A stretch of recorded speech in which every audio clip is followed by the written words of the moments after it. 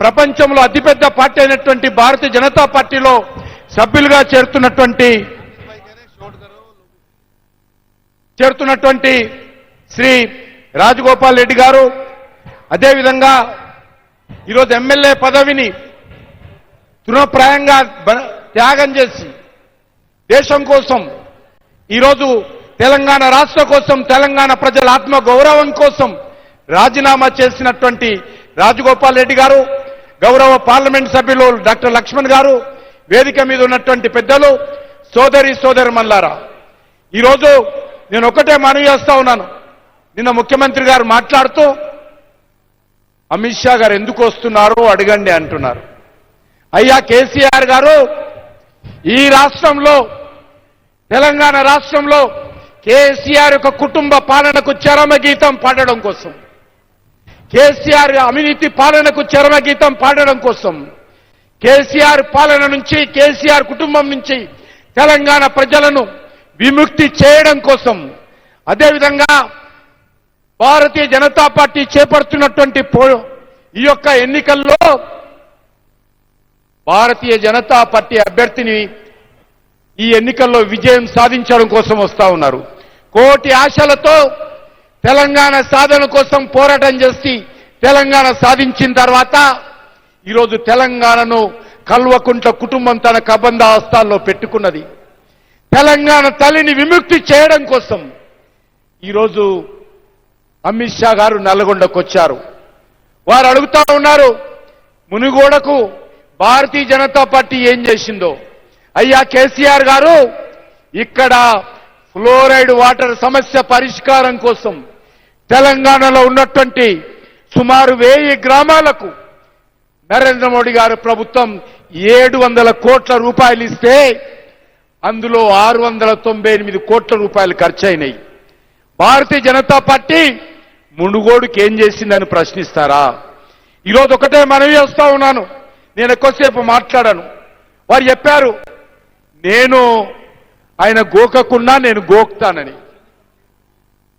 అయ్యా కేసీఆర్ గారు, నీకు దురద పెడితే నువ్వు గోక్కో, నీకు దురద పెడితే మమ్మల్ని గోకు మనకు.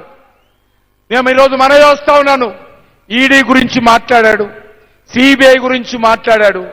ఒకటే మనవి చేస్తున్నాను, ఎక్కడ కూడా భారతీయ జనతా పార్టీ ఎక్కడ కూడా జోక్యం చేసుకోదు. ఈడీల విషయంలో, సిబిఐ విషయంలో నరేంద్ర మోడీ గారి ప్రభుత్వం ఆదేశాలు ఇవ్వదు.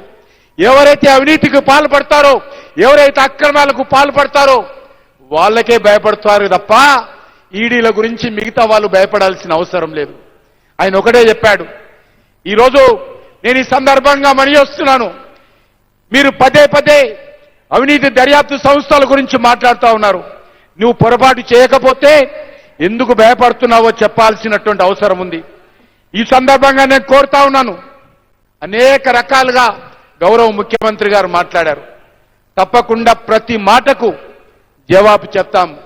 ఆయన అడిగాడు, జవాబు అడగండి. తప్పకుండా ప్రతి మాటకు జవాబు చెప్పే సత్తా నాకే కాదు, భారతీయ జనతా పార్టీలో ఉన్నటువంటి సాధారణ కార్యకర్త కూడా జవాబు చెప్పే సత్తా ఉంది.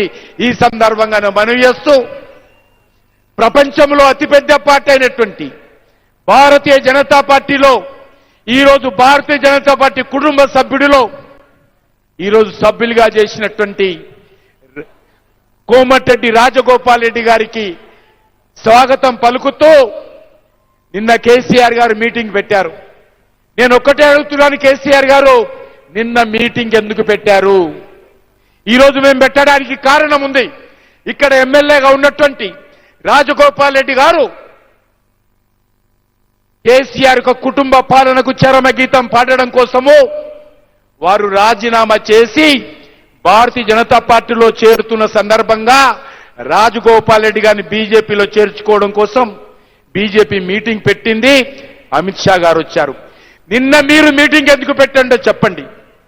ఏదైనా కారణం ఉందా?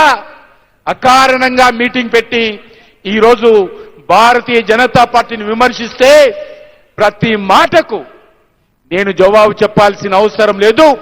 తెలంగాణ ప్రజలు వచ్చే రానున్న రోజుల్లో ప్రతి మాటకు జవాబు చెప్తారు.